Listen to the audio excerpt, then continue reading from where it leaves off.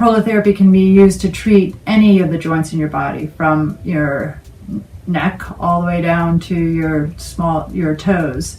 It's astounding to me that we don't use it as much as we can, because it is a treatment for these things. It's not a band-aid like steroids will have, and it doesn't have the same side effects as steroids.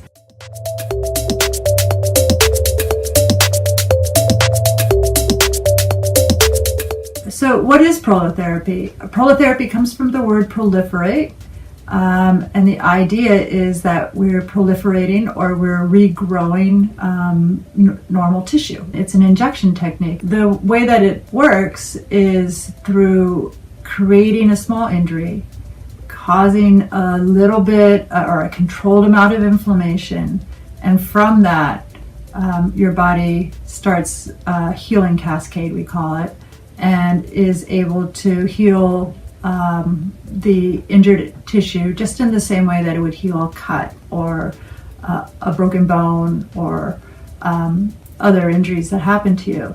I tell people we treat 3 to 6 times with prolotherapy. Typically what we do with prolotherapy is we treat at day 0, and then we treat 4 weeks later, and then we treat 4 weeks after that. Usually after the second time, between the second and third treatment, is when I start to notice differences. It's a wonderful adjunct to treating chronic pain, ligament hypermobility, specific joints that have a larger range of motion than other joints, arthritis, whiplash, and other types of injuries. After treatment, there's 3 phases of inflammation. What I tell people is that the first night may be uncomfortable.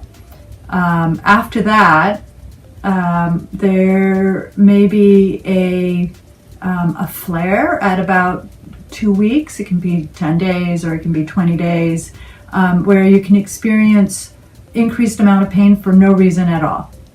And I tell people just to put it on their calendar, expect that it happens, and if it happens, then you know why. It's just a sign of your body healing. Prolotherapy is not covered by insurances, and the price can vary.